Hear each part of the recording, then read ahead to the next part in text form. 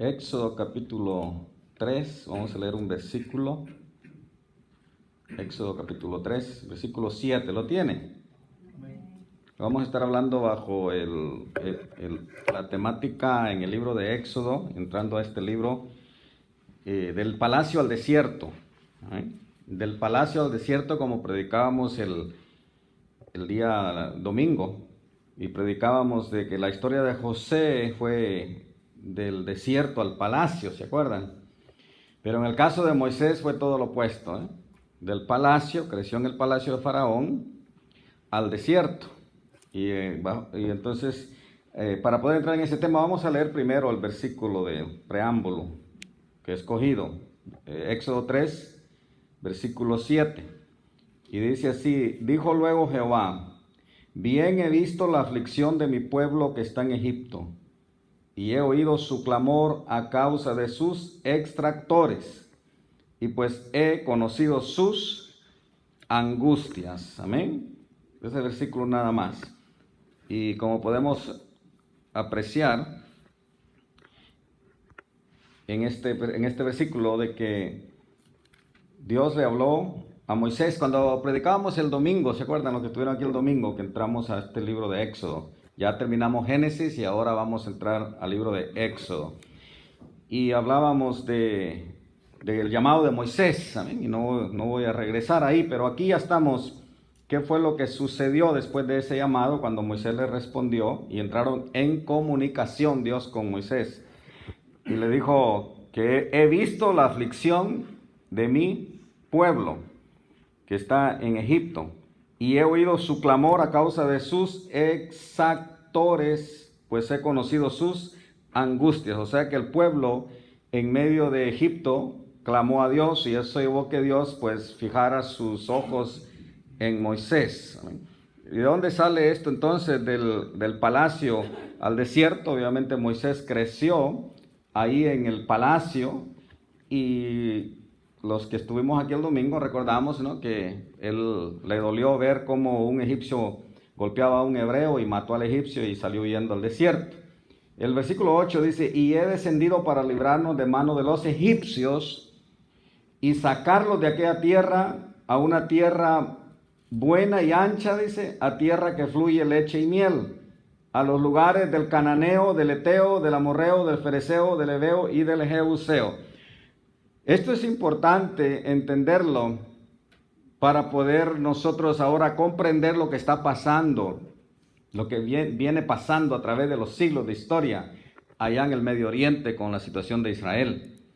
¿Por qué es que lo que concierne a los palestinos, que son los descendientes antiguos de estas diferentes razas, de los cananeos y de los filisteos, que eran los que estaban en esa tierra? Por eso es que ellos pelean esa tierra. O sea que originalmente ahí ellos ascendieron, y crecieron en ese lugar.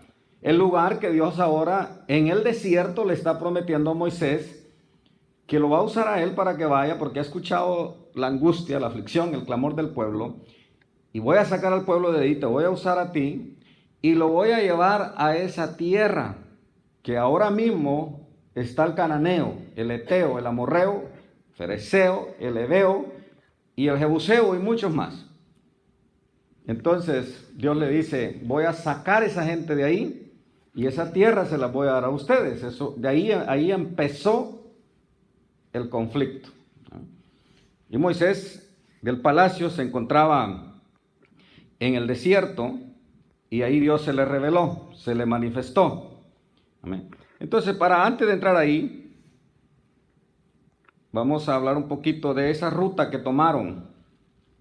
La ruta que los estudiosos, ¿verdad? Nada es, ¿cómo te digo? Bien certero, pero más o menos, ¿verdad? Le llegan cerca a una idea cómo el pueblo de Israel navegó en el desierto. No sé si Irwin, ¿no? Entonces, sí, porque estábamos tratando de mostrarlo en la pantalla, pero bueno, vamos a ir aprendiendo un poco cómo manejar este sistema. Pero los que están en Facebook pueden ver lo que estamos mostrando, el mapa más o menos de cómo Israel salió de Egipto cruzó el Mar Rojo, como ya hemos hablado, y Dios lo llevó al desierto. No voy a entrar mucho en los detalles de las plagas, ¿verdad? Porque yo creo que Éxodo es un libro bastante estudiado, enseñado a los niños. Muchos lo han leído desde su niñez y se ha hablado muchísimo, muchísimo de cómo Moisés enfrentó a Faraón. Pero, ¿cómo fue que Dios lo llevó por medio del desierto? Y la ruta para poder llegar, fíjese que la ruta para poder llegar al área que Dios le estaba hablando de los cananeos y de todas estas personas, de los filisteos, esa área de Canaán estaba cerca. O sea que en línea directa estaba cerca. Quizá un camino, qué sé yo, de no sé cuántos días, no voy a inventar acá. Pero ¿qué pasa? Que Dios dijo, ahí están los filisteos, y entonces iban a enfrentar la guerra rápidamente. Porque viniendo todo ese pueblo de Israel hacia ahí, pues los filisteos no iban a dejarse quitar esa tierra tan fácil. Entonces Dios dijo, no quiero llevarlos por ahí porque van a conocer la guerra y entonces se me van a desanimar. Y entonces los llevó, camino dice de 3 días, al desierto. Ya hemos hablado antes de lo que pasó, pero antes de entrar más a fondo, quiero hablarle de los personajes importantes de este libro. ¿Quién me puede mencionar algunos de los personajes importantes en este libro? Josué es uno. Obviamente Moisés, ¿verdad? Es el principal. ¿Quién más? Aarón. Jetro, sí. Decimos Josué, Moisés, Aarón, Jetro. ¿Quién más? Fíjate, Caleb, sí, Caleb. Caleb, otro personaje importante, qué bueno, ¿no? Esos personajes son los que salen a relucir más en esta historia. ¿Quién más? También Ur, ¿se acuerdan?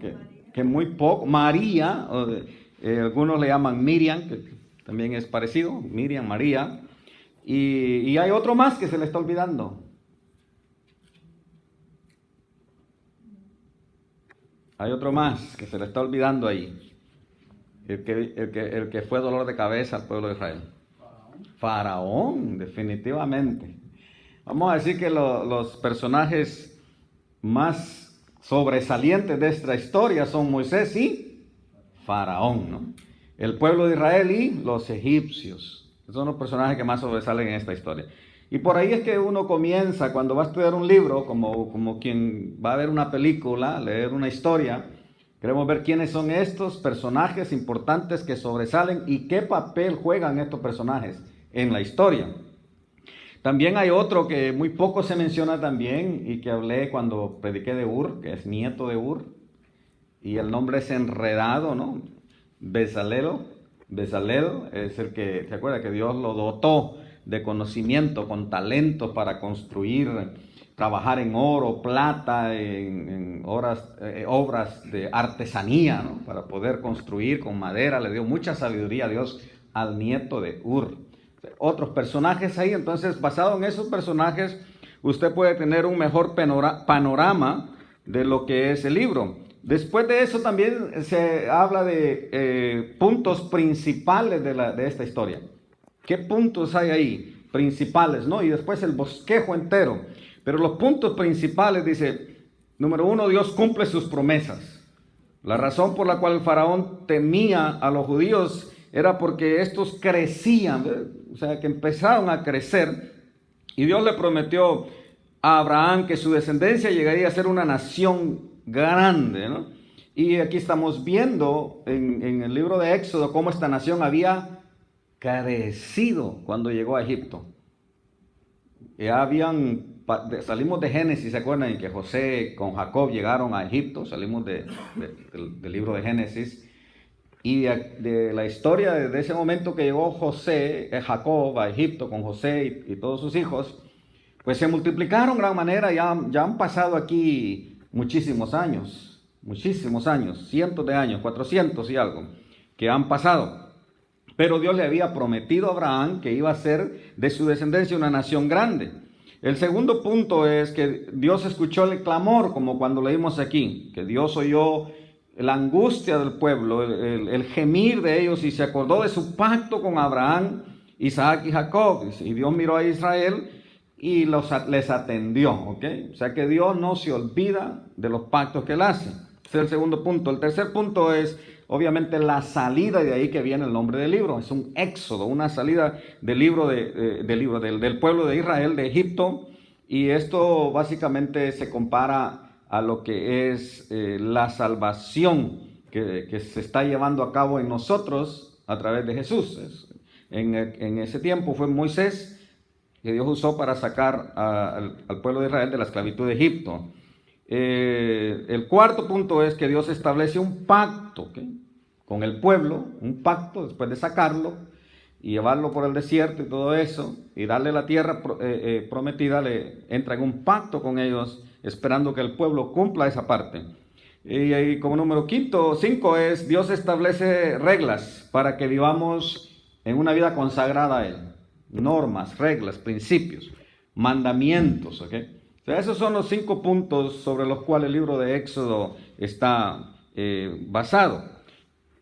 El bosquejo de Éxodo nos lleva a través del capítulo 1, hacia 1 al 11, versículo 10. Habla de la esclavitud en Egipto, la preparación del libertador. Estoy hablando del bosquejo de Éxodo, así rapidito. La esclavitud de Egipto, la preparación del libertador, que es Moisés, y la lucha contra el opresor, que es Faraón. Okay. La segunda parte de este libro habla de ya el Moisés en Egipto, libertador que Dios escogió, ¿no? En Egipto es una redención por sangre. Ahí está la institución de la Pascua. Cuando hablo de la redención por sangre, rapidito estoy yendo a través de esta historia de Éxodo, la redención por medio de la sangre.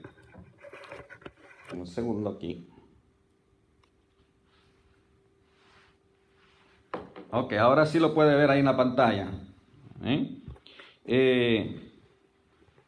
La redención por sangre, que antes de salir de Egipto, ¿no? Antes de salir de Egipto, después de las plagas, o sea, no estoy entrando en eso porque pasaríamos aquí un año entero.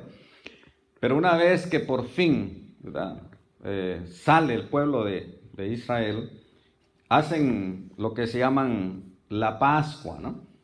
¿Y quién se acuerda cuando están en la noche de Pascua que iba a venir un ángel e iba a matar los primogénitos? ¿Qué le mandó Dios a hacer al pueblo de Israel? Marcar el dintel, o sea, las puertas, ¿no? ¿Con qué? Con sangre, ¿no? Después el sacrificio de un cordero, y que marcara, y cada casa que estuviera marcada con esa sangre, pues el ángel de la muerte no iba a tocar esa casa. Estaba protegida, cubierta completamente. Es algo similar a lo que pasa con nosotros hoy en día cuando a través de la sangre de Jesús, que fue el cordero en la cruz del Calvario, y nosotros venimos y aceptamos y le reconocemos y le servimos, pues nosotros estamos espiritualmente marcados. Nuestro corazón, ¿verdad?, está marcado con la sangre del cordero. Y luego ahí vino la muerte de los primogénitos y la redención mediante la poderosa ayuda divina, la consagración de los primogénitos y el cruce del Mar Rojo. O sea, comienza ya Dios a elaborar aquí un pacto con el pueblo de Dios. Hay condiciones, hay condiciones. Y una de las condiciones es que me vas a consagrar lo primero para mí. En este caso, todo primogénito de tus animales, lo mejor tuyo me lo vas a consagrar a mí, porque te estoy prometiendo que te voy a llevar a una tierra que fluye leche y miel, te voy a bendecir a una tierra, ¿cómo se llama? ¿Cómo se dice? Enorme, grande, expansiva. Se me olvidó la palabra. Y fértil, una tierra que produce, ¿no? Entonces, pero hay unas condiciones. También necesito que seas agradecido conmigo, ¿no? Y me des el primogénito. En el caso de los animales, pues era un sacrificio que se ofrecía. Hoy no tenemos que hacer eso, hemos hablado acá. Que no, usted no tiene que traer animales, obviamente a través del pacto de Jesús nos libró de un yugo terrible, ¿no? Hoy simplemente tenemos que venir aquí a la iglesia, dar adoración, dar gloria y sostener obviamente, ¿verdad?, este templo precioso. Y de ahí viene el cruce del Mar Rojo. El punto número 3, el canto triunfal de los redimidos, una vez que habían pasado, en el capítulo 15, habla del canto triunfal de los redimidos. Y después de que cruzaron y ya están cantando, el canto de María, que danzó con el pandero, se alegró. Después de estar cantando, rápidamente son puestos a prueba. La primera prueba es la prueba de las aguas amargas, que hablamos aquí un mensaje hace un tiempo atrás. La prueba de las aguas amargas. Tenían sed en el desierto, llegaron y lo que primero que encuentran es aguas y amargas, hermano. Ahora, ¿cómo es posible que Dios me está prometiendo que me va a llevar a una tierra que fluye leche y miel, ¿verdad?, y que produce? Y aquí me trae a unas aguas amargas, ¿eh? Qué tremendo. Aguas amargas. Sin embargo, les da la solución. La siguiente parte, después de que lograron endulzar el agua, ahora viene la prueba del hambre.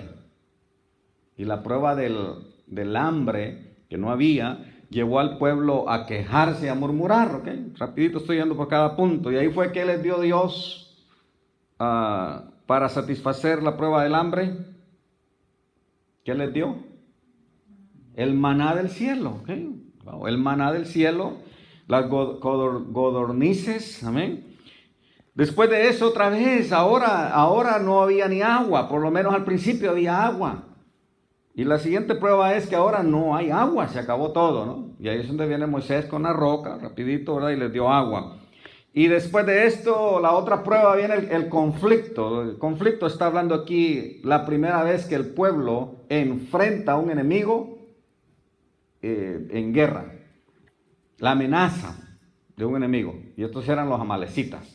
Y ahí vino conflicto entre los amalecitas y el pueblo de Israel. Perdón. Y del capítulo 18 habla del gobierno de los redimidos, ¿no? Ya comienzan a organizarse un poco más las cosas.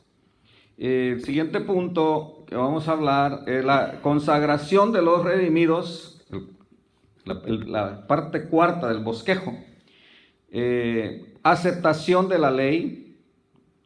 Directivas dadas a Moisés, ¿amén? Los mandamientos de carácter moral. ¿Okay? Recuerda que hemos hablado aquí de lo que es la ley moral y la ley ritual.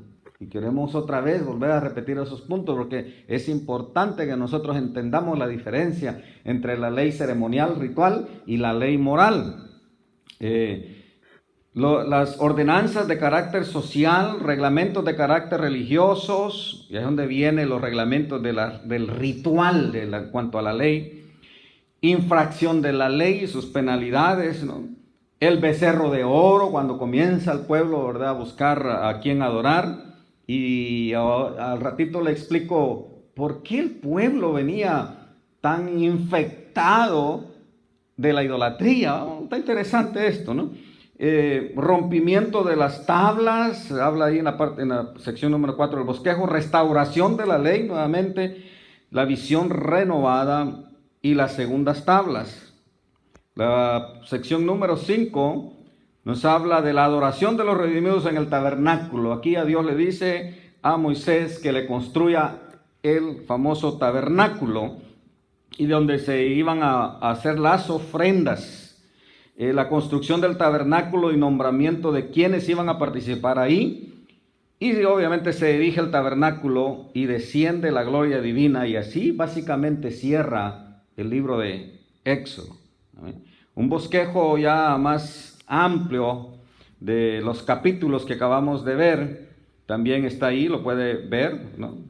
Y no voy a volver a repetir porque habla casi de lo mismo. Entonces, uno de los aspectos principales del libro de Éxodo. ¿Quién me puede decir algo de que se habla muchísimo que se encuentra en este libro de Éxodo?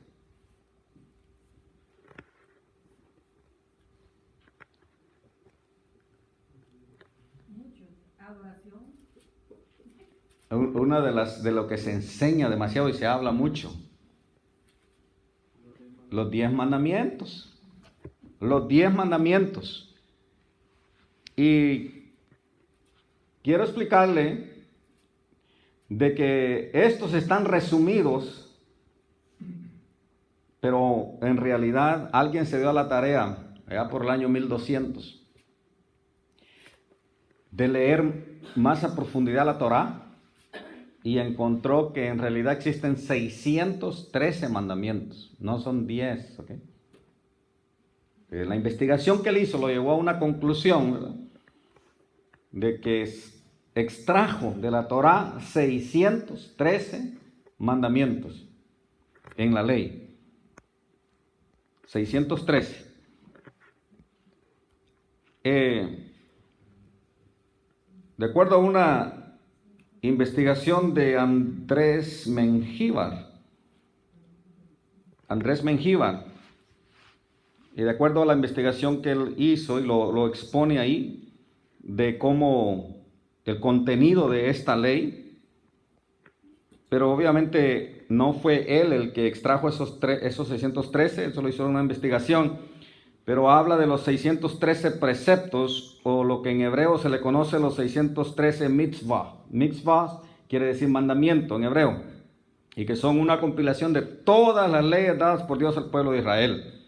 Okay. La suma total, y dentro de estos 613 están estos 10 que en Éxodo 20, básicamente Dios se concentró en esos 10, pero no está limitado a esos 10. El pueblo judío estaba bajo estos 613 mandamientos. Este trabajo realmente en el 1204 lo hizo Maimónides, ¿okay? Maimónides se llama, solamente para darle crédito, ¿verdad?, quién fue en realidad. Un ejemplo más o menos de algunos mandamientos que están ahí, enumerando algunos nada más, porque imagínense si me pongo aquí a enumerar los 613, nos salimos esta noche, ¿verdad? El número 1, creer en Dios, y da las citas bíblicas, ¿verdad? Y no creer que hay otro Dios, sino solamente Dios, ¿ok? No blasfemar el nombre de Dios, ese sí aparece entre los 10 mandamientos. Santificar el nombre de Dios, no profanar el nombre de Dios, y saltando ahí, no los estoy mencionando todos, ¿verdad? Honrar al anciano, es bien importante honrar al anciano. Muchas veces nosotros nos burlamos, digo nosotros, no yo, ¿verdad? Pero hablando de la humanidad, se burla de los ancianos. A veces somos impacientes, eso sí. Impacientes sí somos con los ancianos. ¿Cuántos han estado en la línea de Walmart y ven a un anciano y que está bien lento? O cuando va manejando y tú vas atrás y como que dices, ay, este viejito, ¿verdad? Pero fíjense que no está dentro de los 10 mandamientos que nos han enseñado, pero está dentro de los 613 mandamientos que tú tienes que honrar a los ancianos. No está Lidia para decirle que si me llama anciano, me tiene que honrar muchísimo. Amén. Pero es un mandamiento, van a decir que ven adelante, aunque usted se siente impaciente, especialmente uno que es rápido, porque uno está joven todavía. No, yo todavía estoy joven. Pero cuando un anciano se mueve lento, hermano, es como que si nosotros nunca fuéramos a llegar ahí, ¿verdad? Como los hijos tienen que ser pacientes con los padres, ¿verdad? Porque les aventajan. La circuncisión estaba aquí. Poner flecos en el borde de los vestidos, ¿no? Esa es una parte de esos mandamientos de aquel tiempo, ¿no? Los flecos, y en cada fleco escribían un mandamiento. Filacteria le llamó Jesús en los evangelios. Aquí está, filacterias en la frente también, ¿no? Aquí se ponían filacterias. Muchas cosas que habían ahí, hermano, que hoy nosotros... Imagínese si usted viniera con flecos y con filacterias encima, ¿verdad? Dios nos hizo libres de muchos de estos mandamientos. Ayudar a otro a mover la carga de su bestia caída está en uno de los 613 mandamientos. Así rapidito lo estoy mencionando algunos de los mandamientos que aparecen aquí en la Escritura. O sea que no está limitado. Y muchísimos más. El servir a Dios, dice. El 55 dice, no explotar al extranjero en la compra y venta. No explotar al extranjero en la compra y venta. Esta nación en el pasado ha sido generosa con el extranjero. Últimamente se han puesto bien difíciles las cosas, ¿eh? Pero la Biblia manda que le manda al pueblo de Israel que no se olvidara de hacerle misericordia al extranjero, porque extranjero fuiste en la tierra de Egipto. Y yo escuché tu clamor y te liberé de ahí, te premié. Entonces ahora tú tienes que ser. Ahora, por lo consiguiente, también el extranjero debe ser agradecido. También, ¿no? Es mutuo.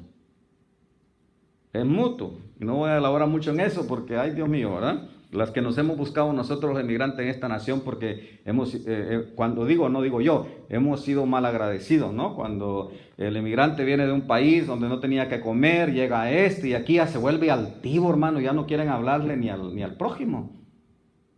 Ya se compran puras camionetas 4x4 y se olvidan de Dios, porque olvídate, ya no nos acordamos. Quizás cuando estaba cruzando la frontera, ay Diosito, yo te prometo que si me dejas pasar, lo primero donde voy a correr es a la iglesia.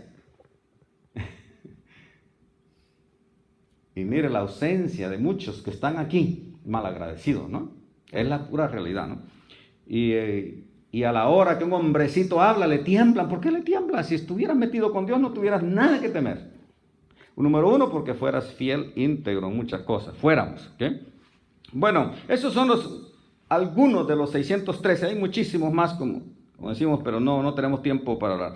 Otra de las cosas importantes que se habla en Éxodo, aparte de los mandamientos, es obviamente ¿qué? El tabernáculo, ¿okay? El tabernáculo de Moisés, ¿okay? El tabernáculo de Moisés. Y luego también la conquista de la tierra prometida con el personaje de Josué. Y es así como del palacio el pueblo de Israel pasó por el desierto. ¿Y cuántos años estuvo en el desierto el pueblo de Israel? 40 años en ese desierto, cuando les hubiera tomado 3 días quizá. Pero Dios tenía que preparar a ese pueblo porque los cananeos, los jebuseos, los heteos, no iban simplemente a entregar sus tierras así de fácil. Tuvo que haber una ¿qué? Conquista. Con Josué, ¿se acuerdan? Conquista. Tuvo que haber una guerra de poseer la tierra. Y obviamente, pues, como en el caso de José, cuando se movió a conquistar la tierra, lo único que tuvo que hacer, ¿qué fue? Cuando iba a entrar a Jericó, adorar a Dios, es todo. Adorar a Dios. Cantar, ¿no? Un proceso de obediencia a Dios. ¿Y quién fue el que tumbó los muros? Dios tumbó los muros. No tuvieron ellos que meterle bomba ni nada. No habían bomba en ese tiempo, pero tenían sus armamentos, ¿no? Entonces lo único que tuvo que hacer Josué y el pueblo es ser obediente a Dios, adorar a Dios para poder llegar a derrumbar Jericó, conquistar Jericó y así sucesivamente. Hasta ahí pues estamos con la historia de Éxodo, de lo que se trata Éxodo. Ahora, cuando le decía de la idolatría del pueblo de Israel, le voy a mostrar primeramente esto para que me entienda. Le voy a mostrar lo que era el arca del pacto.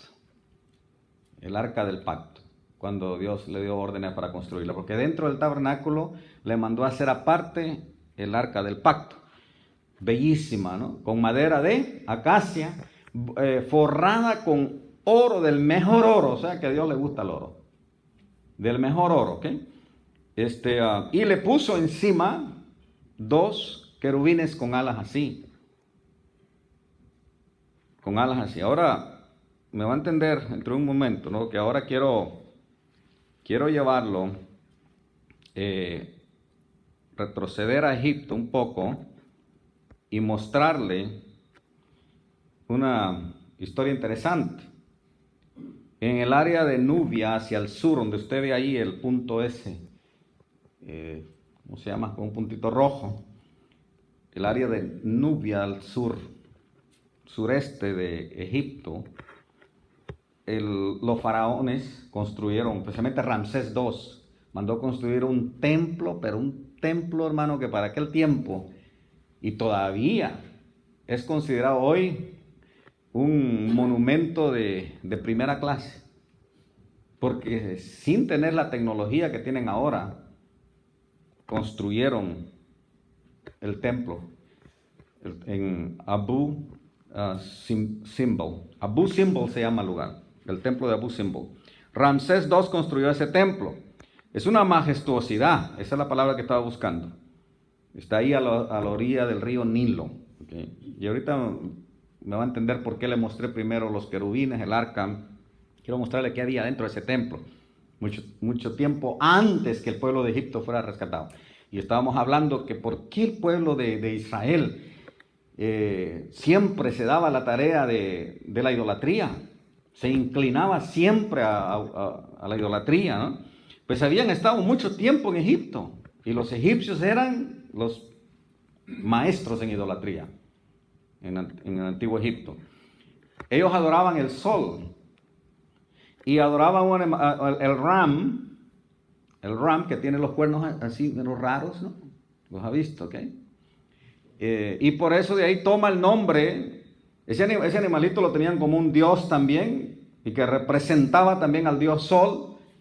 Y por eso es que Ramsés se llegó a llamar Ramsés, porque Ram y Ses era una criatura del sol. O sea, él era como el Ram, ¿no? Hijo de Dios. Y en este templo él lo construyó a tal manera de que cuando el sol salía, pegaba en estas estatuas de él mismo, porque él era el guardián del templo sagrado dedicado al dios sol. Otras fotos ahí de la entrada. Esto es majestuoso, ¿no? Para aquellos tiempos, cómo fue construido, todo lo que le puso. Por eso era que cuando usted ha visto a Faraón, como muestran, ¿verdad? Y lo sacan también de ahí porque las fotos de él, las estatuas de él, tenían ese, ¿cómo le llamarán? En su cabeza. ¿Verdad? Se ponía esa forma, en forma de los cuernos de Ram, porque él era el representante del sol, del dios sol, aquí en la tierra, y el guardián del templo. Adentro de ese templo, esto yo lo estudié en la historia, ¿no? de aquellos tiempos antiguos, cuando estaba estudiando en la universidad. Adentro de ese templo, cosas que por lo general pues no se tocan en las iglesias, ¿verdad? Esta foto la bajé, está un poco borrosa, pero adentro de ese templo, usted puede ver ahí en la pantalla, un poco atrasadito, adentro de ese templo había una figura similar al tabernáculo, adentro de ese templo.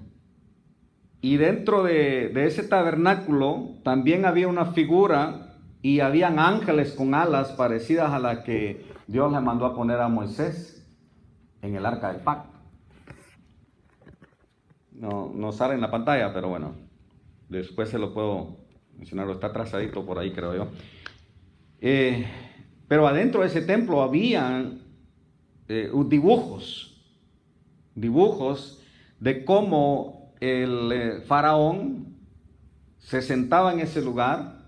Él era el guardián y se sentaba en ese lugar y le adoraban, pero alrededor de él tenía dos figuras con alas así. Entonces muchos de los críticos critican, al ratito va a aparecer, atrás de nosotros. Muchos de los críticos pues siempre dicen que en cuanto a la religión judeo-cristiana, judeo porque viene de los judíos y cristiana, tiene raíces paganas, que simplemente los israelitas lo que hicieron fue copiar lo que vieron allá para construir un tabernáculo. Eso es la crítica de los críticos, de los intelectuales que critican la religión judío-cristiana, que nosotros simplemente somos una copia del paganismo egipcio. Y hay muchos ejemplos más que nos acusan muchos a nosotros de ser copiones, ¿no? Que simplemente nuestras creencias son una filosofía, nada nuevo, simplemente un poco distinto, pero es que tiene sus raíces en algo como diría pagano. Entonces cuando compara usted el tabernáculo de Moisés con esto que hay aquí en este templo de Abu Simbel, en esa región Nubia, en el templo de Ramsés, el faraón, pues el pueblo de Israel estuvo expuesto a esto. a esa idolatría y sacar, hermano, esa idolatría del corazón de una persona es difícil. Por ejemplo, a mí se me hizo difícil convertirme al cristianismo por mis costumbres, cómo fui creado, cómo fui enseñado. No tan fácil iba yo a cambiar. Es difícil arrancarte las cosas que tú crees. Entonces el pueblo de Israel, aún en el desierto, estaba acostumbrado a estas cosas. Ahora, uno de los apologéticos que le preguntaban entonces, ¿y qué de esta situación? ¿Qué de este tabernáculo? ¿Fue una copia o qué fue? El maestro que enseña esto, él simplemente decía, yo también me puse como un poco como dicen, curioso, ¿no? ¿Cómo es posible, no? ¿Cómo es que Dios usa algo? Pero simplemente la única respuesta que él encontró, y que me parece a mí también convincente, es que muchas veces, de la única manera que Dios puede mostrarnos a nosotros, ¿verdad? Claramente, para que lo entendamos bien, es diciéndole al pueblo, hazme esos querubines ahí. Ustedes ya han visto esos querubines, esa forma ya la han visto allá donde estuvieron en Egipto. Ya la han visto, ¿ok?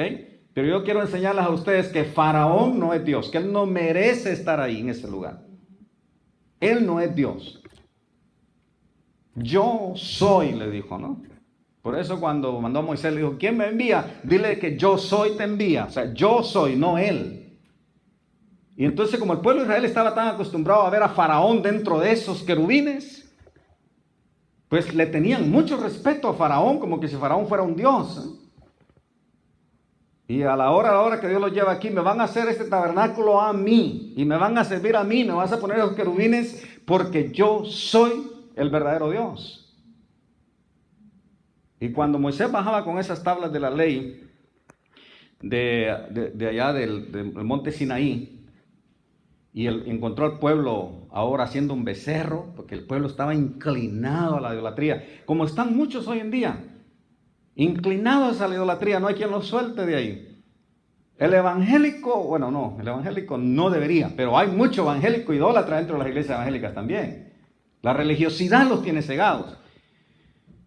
Y el pueblo, aquí mismo en Yeso, hermano, está bien inclinado a la borrachera, a las parrandas, a todas esas cosas carnales y no quieren soltarlo. Están bien agarrados a su becerro de oro. No lo quieren soltar. Usted les predica, usted va y tiene que cumplir la misión de predicarles, porque tenemos que predicarles, hermano. Nuestra misión es predicarles, como hablaba alguna persona, quizás no veamos el fruto, ¿verdad? Pero nosotros tenemos que cumplir con el trabajo de predicarles, hermano. De alguna manera tenemos que enviar ese mensaje, aunque la persona no quiera y aunque no vea el fruto yo en esa persona en el momento. Pero mi deber es predicarle, yo sentirme gozoso que cumplimos con la misión que Dios nos mandó a hacer, de predicar el evangelio a todas criaturas. Todo lo que tenemos que hacer, hasta lo transmitimos por estos medios, para cumplir con esa misión, porque alguien tiene que escuchar este mensaje. Sea que acepte el mensaje o lo rechace, ese ya no es mi problema, pero yo cumplí. Por ejemplo, llegar a este lugar, construir este templo hermoso, para que, como una arca que Noé construyó, poner los bancos ahí, aunque no se llenen, pero yo cumplí con mi misión. Arreglar este lugar precioso, yo cumplí con mi misión. De ahí para allá le toca a Dios hacer el juicio, porque cuando tú mueras y llegues a la presencia del Señor, Él te va a decir, pasa siervo fiel, porque en lo poco fuiste fiel, ahora en lo mucho te voy a poner, porque fuiste fiel, no te diste por vencido. Como la parábola esa, ¿verdad? De que, muchas parábolas en la Biblia, pero está esta que salió este siervo a invitar a todos a las bodas. Invitó a todos en las plazas y no llegaron. Pero salió a invitar. Y de ahí le envió a su siervo y dice, vayan a traer al que encuentren y traigan. Porque los que invité no quisieron venir. Pusieron excusas. ¿Se acuerdan que en esa parábola que uno dijo, no, me acabo de casar. No tengo tiempo, ¿no? Compré una finca. Compré una yunta de bueyes y tengo que probarla. No tengo tiempo, ¿no? Estoy trabajando demasiado, horas extras, no tengo tiempo para Dios. ¿Sí me entienden? Entonces, esas son cosas de la idolatría. Y no se diga del catolicismo que sigue enraizado, hermano, y por eso es que mi familia se pone nerviosa. Ay, va otra vez, pero es que tengo que decírselo, lo entiendan o no lo entiendan, de que sigue cegado en la idolatría. Y el evangélico hoy en día está bien materializado, hermano, especialmente aquí en Estados Unidos. No, y ha llegado hasta Guatemala. Todo es dinero, hermano. Hay pastores que se meten a pastorear solamente porque los diezmos son para ellos. Es la cruda realidad. No tengo que trabajar porque pues me traen frijol, me traen maíz y me traen esto y los pastores bien sentados solo recibiendo y ya solo conformes. O sea, claro, si a mí me traen maíz y frijol, hermano, y usted me lo trae, yo lo agarro. Es una bendición, pero es que, hermano, esto se nota, que solamente se sientan solo para eso, conformes para esas cosas. Estamos bien mal, no estamos cumpliendo lo que de verdad es el Evangelio del Señor. O toda actividad que nosotros hagamos así, aquí, el enfoque principal que tiene que ser. Dígame, ¿cómo? Cristo. Si hacemos una campaña aquí, ¿para qué es la campaña? ¿Para hacer dinero? Para que se salven las almas, hermano. Las campañas cuestan dinero. Nosotros aquí hemos gastado más que obtener ganancias. Pero, o sea, yo no voy a hacer aquí una actividad, vamos a traer a, qué sé yo, fulano de tal, y aquí llegamos a traer hasta Marino, pero no hubo ganancia. O sea, no lo trajimos para hacer dinero, hermano. No podemos dedicarnos nosotros. Por lo menos mientras que yo sea pastor, no puedo. Si viene la gente y sobra, amén, aleluya. Pero ese no debe ser el tema principal. Voy a hacer una campaña para ver si sacamos chavos, ¿no? Y obviamente usted tiene que ser dadivoso sin necesidad que el pastor esté hablando aquí de diezmos y ofrendas. Y no, hermano, yo le dije a Dios, yo no voy a andar llorando por dinero. Me muero en la línea de batalla. Pero creo que si tú me vas a bendecir, tú me vas a bendecir.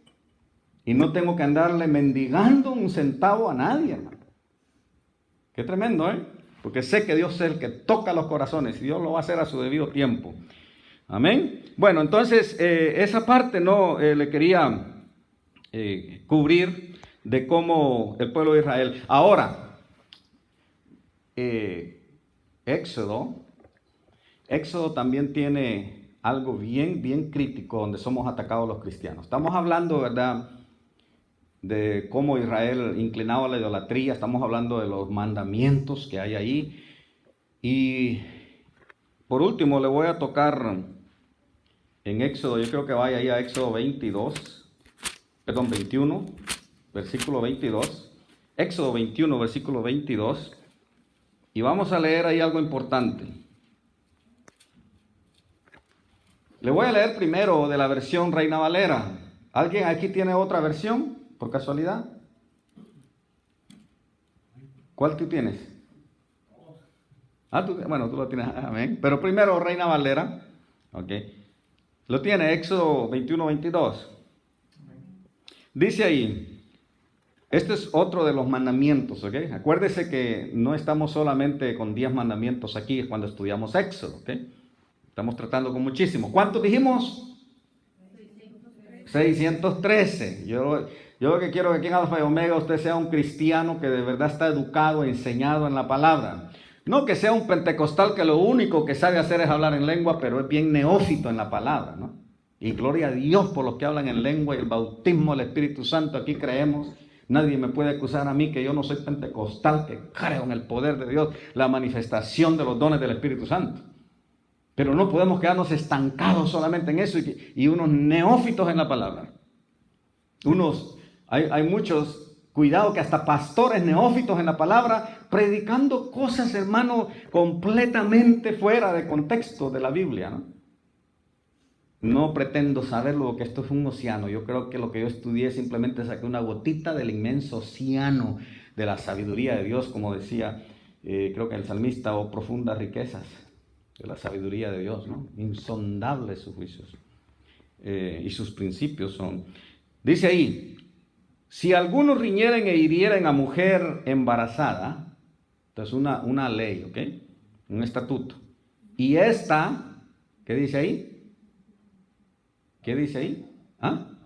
Y esta abortare, pero sin haber muerte. serán penados conforme a lo que les impusiera el marido de la mujer, y juzgarán los jueces. Mas si hubiere muerte, dice el versículo 23, entonces pagarás vida por vida. Esto lo dice de esa manera la versión Reina Valera. Ojo por ojo, diente por diente, mano por mano, pie por pie, quemadura por quemadura, herida por herida, golpe por golpe. Qué dura era la ley, ¿eh? Qué dura era la ley. Ahora, la nueva versión dice así. Si en una riña, dice, los contendientes golpean a una mujer encinta y la hacen abortar, pero sin poner en peligro su vida, se les impondrá la multa que el marido de la mujer exija y que en justicia le corresponda. Si se pone en peligro la vida de la mujer, esta será la indemnización, vida por vida, ojo por ojo. Entonces dice, ¿qué diferencia usted notó ahí? ¿Notó una diferencia entre cuando leímos la nueva versión versus la Reina Valera? ¿Notaste alguna diferencia?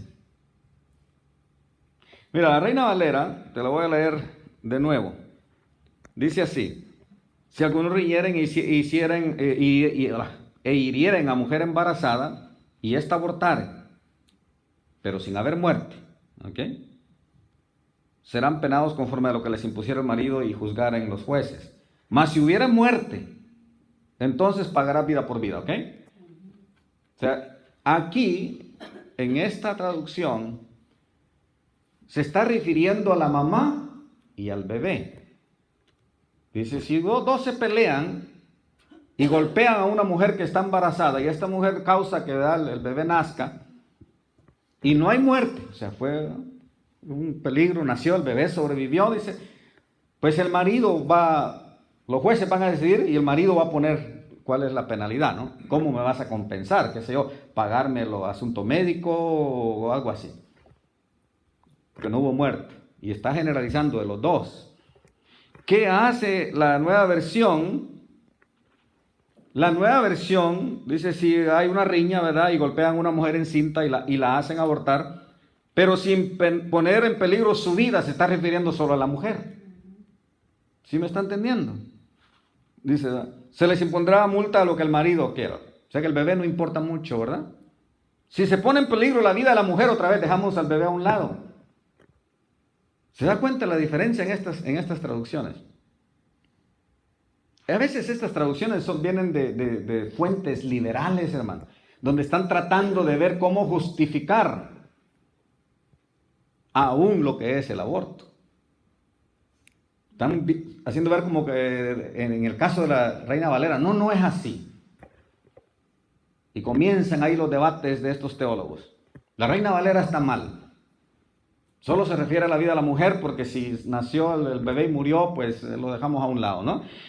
Otra de las traducciones que lo hace ver de esa manera es la TLA, que es traducción al lenguaje actual. O sea, hay muchas versiones de la Biblia. La traducción del lenguaje actual dice, si varios hombres pelean entre sí y en su lucha golpean a una mujer embarazada, se hará lo siguiente. Si a la mujer no le pasa nada, ¿okay?, pero muere el niño que lleva en su vientre, el que resulte culpable deberá pagarle al esposo de la mujer lo que pida, siempre y cuando los jueces consideren que lo que pide es justo. Pero si a ella le pasa algo, se castigará al culpable haciéndole el mismo daño que le hizo a la mujer. Otra vez aquí. Pero muere el niño que llevaba en su vientre, o sea, pero a la mujer no le pasa nada. ¿Sí me está entendiendo? Esta traducción todavía lo está llevando a algo más para hacer una gran separación entre el bebé del vientre y la mujer. Como que la penalidad es si le pasa algo a la mujer, pero el bebé si muere, pues no hay problema, ¿verdad? Esta es la traducción. Y esta otra última traducción, esta palabra de Dios, recuerda, la PDT, no recuerdo cómo pero es otra de las versiones bíblicas, de las traducciones. Palabra de Dios para todos, PDT, la palabra de Dios para todos. También, si dos hombres mientras pelean golpean a una mujer embarazada y hacen que pierda a su bebé, ¿sí?, pero la mujer no queda gravemente herida, o sea, solo el bebé se perdió, el responsable pagará una multa. El esposo o la mujer, con la ayuda de los jueces, decidirá de cuánto es la multa. O sea, el bebé se perdió, pero a la mujer no le pasó nada. O sea, no es mucho que el bebé se pierda.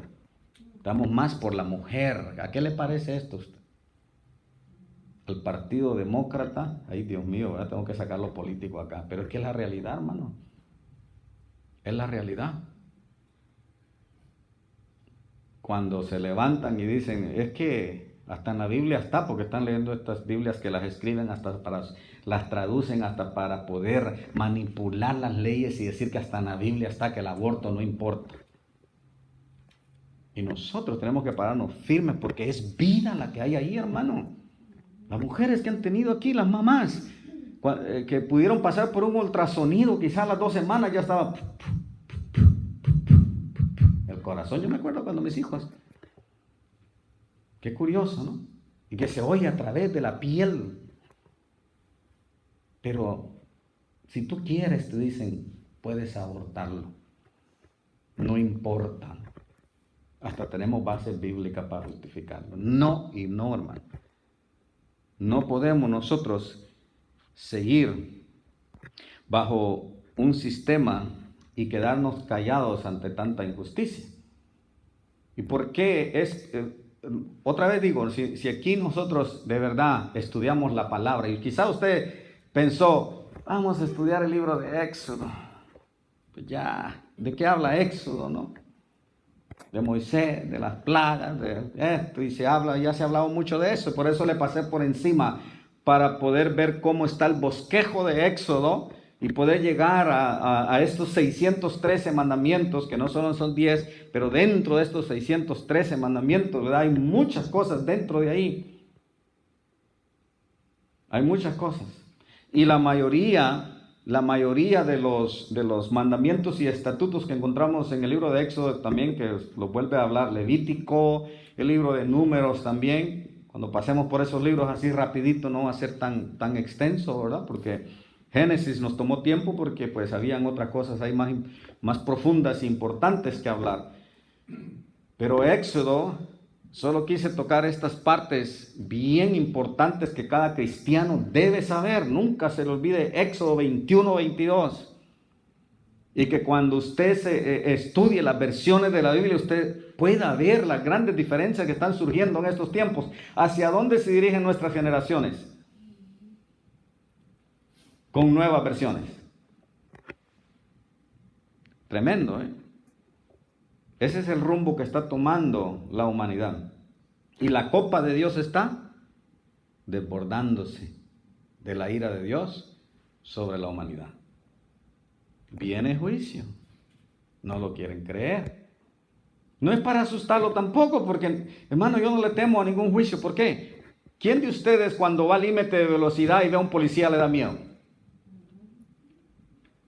Vamos a decir, sí, obviamente si no tengo una licencia, ¿verdad? Pues me da temor de todas maneras, pero vamos a decir, yo voy haciendo las cosas bien, todas las luces de mi carro están bien, que tiene que chequearlas, hermano, porque no puede decir el diablo, como me dijo un hermano una vez, saliendo de un lugar lejos de aquí, cerca de allá.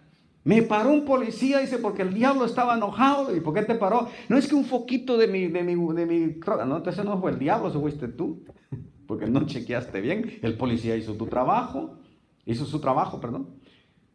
Pero sí, ¿me entiende? ¿Quién de nosotros se asusta? Pero si va todo bien. Le confieso que yo me he asustado cuando he visto un policía y voy 5 millas arriba de la velocidad. O sea, como que, híjole, especialmente si voy pasando por lo de Huizi, que ahí no te perdonan una, si no pregúntele a Irwin. No le perdonan una milla que vaya arriba te pueden parar. Bueno, y Hinesville, hubo otra hermanita que la pararon por ir 5 millas debajo de la velocidad. ¿Cómo la ve usted? No voy a mencionar nombres, dijo, ¿verdad? Pero no. Ni tampoco la estoy viendo, dijo el chavo. Pero, ¿a qué le vamos a temer? Que porque viene el juicio y que va a venir rayos y centellas. ¿A qué, hermano? Si usted está bien, ¿a qué le teme? Gócese, siga sirviendo al Señor, siga haciéndole fiel a Dios, siga estudiando la palabra, aprendiendo de la palabra. Y en conclusión a lo que es este libro de Génesis, de Éxodo, simplemente terminando en Éxodo 40, son 40 capítulos, es la construcción del tabernáculo. De ese tabernáculo, y qué había dentro de ese tabernáculo. Estaba el altar de bronce, el altar de los donde se degollaban los animales, y luego entrando hacia la entrada del lugar santo, que esto es en los atrios, luego el lugar santo, estaba el altar del incienso, el primero de bronce y de los sacrificios, luego estaba el lugar del incienso en el lugar santo, y luego un velo a donde estaba el arca que le dije, con los querubines, y adentro estaba el arca del pacto, y ahí simplemente entraba el sumo sacerdote una vez al año, ya a hacer el ritual del sacrificio con la sangre del cordero que había sido derramada allá en los atrios. Ese era el tabernáculo de Moisés. ¿Y se acuerda cuando hablamos del tabernáculo de David? Que simplemente era una tiendita y ahí entraba todo el mundo, ¿qué? A adorar a Dios. Ahí ya, en el momento que David lo hizo, pues el tabernáculo ya no estaba, o sea, adelantándonos muchos años adelante. Y David simplemente le hizo una tienda y ahí danzaba y ahí cantaba y ahí adoraba a Dios. Amén. Adoraba a Dios con todo su corazón. Y no había sacrificio de animales en ese tiempo corto del tabernáculo de David. Por eso es que Dios dice, restauraré el tabernáculo caído, no de Moisés. Yo no sé por qué muchos quieren volver a la ley mosaica. Muchos quieren volver a las fiestas judías tal y como era. Hermano, no podemos. Es bonito estudiarlas y aprenderlas, ¿verdad? Cómo fueron y todo eso. Pero hoy nosotros estamos bajo ese tabernáculo de David, que mire qué bonito, llegamos acá, adoramos a Dios, glorificamos su nombre, nos arrodillamos, oramos al Señor, entramos en esa intimidad, aunque no tenga palabras que decir, simplemente se arrodilla. Como le digo a los jóvenes, ¿verdad? Arrodíese, pero no se me hinque uno a la par del otro, porque entonces van a estar hablando, si para hablar hablan hasta por Facebook, hombre. Válgame Dios que vengan a la iglesia y se hinquen y todavía van a estar hablando bueno, y hasta grandes hay en iglesia que lo que llegan es hablar al templo y no llegan en el momento. Hablan por Facebook, por Twitter, por Instagram, por WhatsApp, y todavía quieren llegar al templo y hablar todavía en 30 minutos de oración. No se puede. Tenemos que buscar esa presencia de Dios de corazón, de verdad, y arrodillarnos y decir, aquí este es mi momento, aunque no tenga nada que decir, aquí estoy para adorar tu nombre, Dios. Amén. Así que con esto concluimos el estudio, y a los que nos ven por medio de Facebook pueden seguirnos, ¿verdad? Ahí en ese link que tenemos en su pantalla, ¿no? De Alfa y Omega, como también eso es en la página de la iglesia en Facebook, o como también en la página personal de nosotros, ¿no? Donde transmitimos también para que este mensaje pueda llegar a diferentes naciones. Amén. Así que, ¿alguna pregunta antes de cerrar? Bueno, si no, nos vamos a